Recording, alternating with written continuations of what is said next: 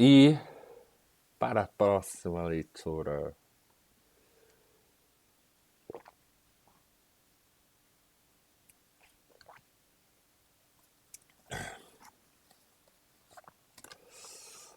livro Conforme a Atitude Mental, do Katsumi Tokuhisa da Seishonoye, volume 1, Força da Mente. Essa aqui é a sexta impressão. Muito bom esse livro, viu? Eu acho que é a terceira vez que eu tô lendo ele, se eu não me engano. A primeira eu não entendi nada, não me fez sentido. Na segunda foi muito bom. Hoje está sendo de grande. É bem interessante. Grande interesse seria? Não. Está sendo bem interessante as vivências com esse livro. Formação dos valores jovens. Mesmo nos seminários gerais, era grande a presença de moças e rapazes, do modo que continuamos realizando reuniões muito alegres e agradáveis. Na época, viam muitos jovens viciados numa droga chamada Filopon, cuja dependência era muito difícil de ser curada com tratamento médico. Acreditei que os ensinamentos da Shishonoye conseguiriam curá-los e, de fato, ao aprenderem a agradecer aos pais, eles se curaram. Quando não conseguiam se curar em pouco tempo, mantinham-nos na academia por vários meses até perderem totalmente esse vício.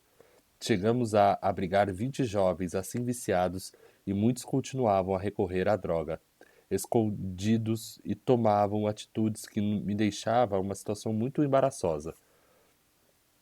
Então, de repente, tive uma ideia durante a meditação Shizokan. Não seria melhor canalizar todo esse esforço desprendido na cura dos viciados para formar jovens que no futuro irão trabalhar na divulgação da Seishonoye?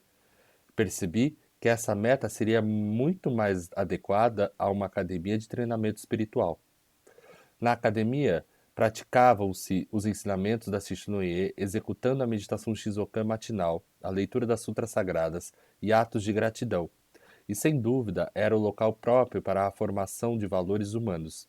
Além disso, se as pessoas que participavam do seminário se salvavam verdadeiramente, os jovens que vivessem na academia e precisassem e,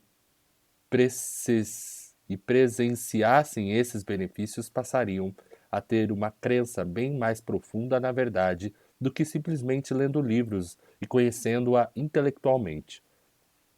Contei essa ideia ao mestre e, recebendo sua aprovação, imediatamente selecionei jovens que tiveram concluído o segundo grau e que desejassem ser no futuro dirigentes da Seishonoye.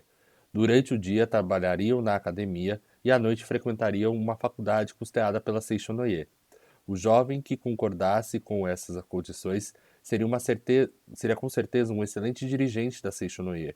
Poucos se inscreveram, mas anualmente ingressavam 2 ou 3 jovens que permaneciam na academia durante 4 anos, até concluir a faculdade. Não ministrei nenhum curso especial a esses estagiários. Esperava que só de viver na academia de treinamento espiritual eles iriam absorver os ensinamentos da Seishonoye na prática e não apenas teoricamente. Desejava sinceramente que assimilassem a verdade com o próprio corpo, ativamente e não assistindo passivamente a aulas didáticas. Com esse pensamento, procurei orientar severamente a prática da meditação Shinsokan, as tarefas de gratidão e todas as demais atividades da vida diária. Tinha a convicção de que jovens que aguentassem a vida da academia durante 4 anos saberiam vencer qualquer dificuldade que tivessem de enfrentar mais tarde. Esses jovens, após se formar na faculdade, começaram a trabalhar na sede internacional. Mas, por diversos motivos, alguns acabaram fracassando. Muitos, porém, estão se dedicando ativamente ao movimento de iluminação da humanidade, cada qual em sua especialidade, o que para mim é motivo de muita satisfação. Quem conhece realmente a verdade pregada pela Seishonoye jamais fracassa.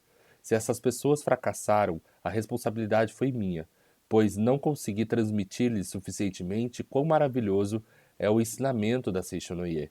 O que me angustia não é o mero fato de não ter conseguido formar uma pessoa, mas o fato de não ter conseguido extrair, através da mentalização, a capacidade infinita que já existia nesta pessoa.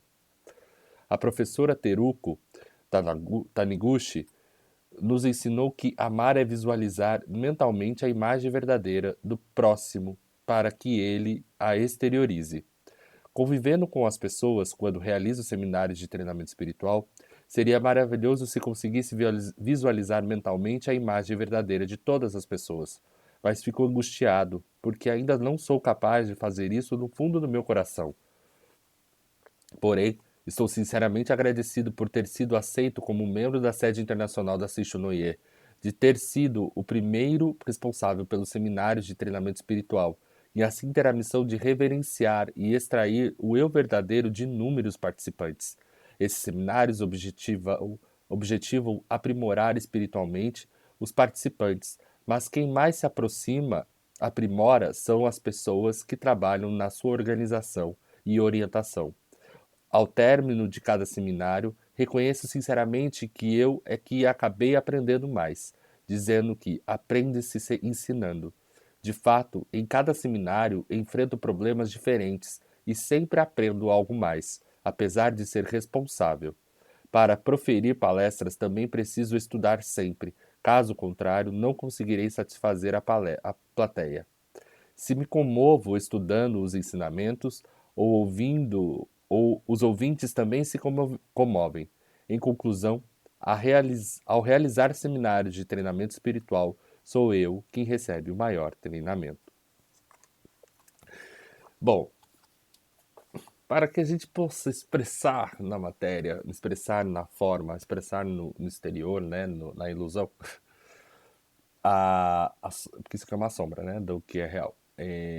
Expressar aqui a verdade, vamos dizer assim, a verdade, a imagem verdadeira, o não manifesto, Deus, o Criador, a fonte, para que a gente possa expressar isso aqui, a gente precisa treinar, né? Treinar a mente, treinar o corpo, treinar as relações, né? Aí volto mais uma vez ao que o Eckhart Tolle falou assim, treinando o corpo, né? Acessando esse corpo interior, acessando esse caminho até o não manifesto, para que traga e flua essa energia livremente para o manifesto, a gente precisa treinar.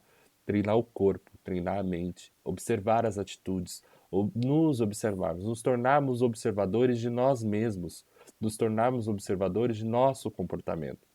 E assim, com certeza, a gente vai entrando num estado de serenidade, aonde, mesmo que você precise ser mais enérgico, as pessoas vão perceber que não é um enérgico agressivo, é um enérgico de serenidade, de ponto de sabedoria. É aquele olhar assertivo, né? Aquela posição assertiva que a pessoa tem, que a pessoa manifesta. Porque não é porque ela detém o conhecimento, não é porque ela estudou aquilo, é porque ela vive aquilo. Aquilo é vivificado na vida dela. Aquilo que no livro Conforme a Atitude Mental fala, o Katsumi fala, eu viro para ler o nome dele, tá?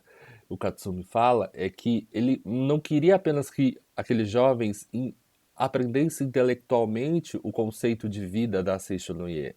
Eles queriam que eles vivessem e compreendessem na vida e nas ações e na prática o que era viver os conceitos da Seishonoye na época, né? Naquele Japão pós-guerra, né? Destruído, e eles precisavam reconstruir o país. E, bom, e hoje o Japão é o que é, né? Então, vamos prestar atenção, né? Quais foram os comportamentos, quais são as atitudes, quais são os preceitos, né? Os estudos, o que moldam aquele ser, né?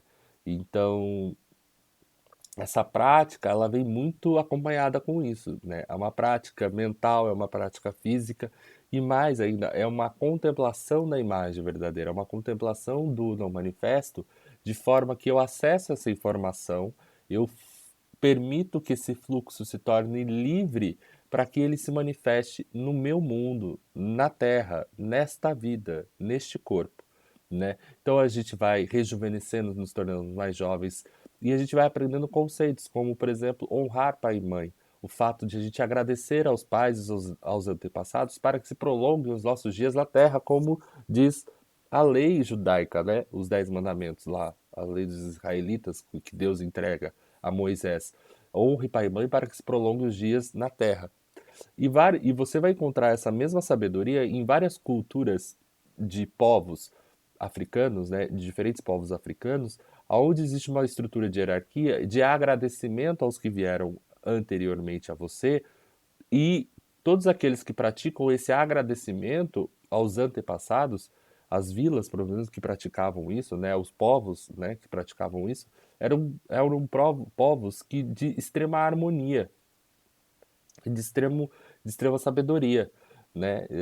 Vira e mexe você olha, assim, você recebe uma mensagem aí nas redes sociais de alguma maneira de uma tribo ou algum povo africano que ensina uma criança quando ela erra, né? Tem aquele famoso, né? E que eles fazem um círculo em volta da criança e começam a dizer para a criança o quanto ela é as, as qualidades daquela criança. Quer dizer, trazer para a Terra a, a imagem verdadeira, lembrar aquela criança da imagem verdadeira dela, né?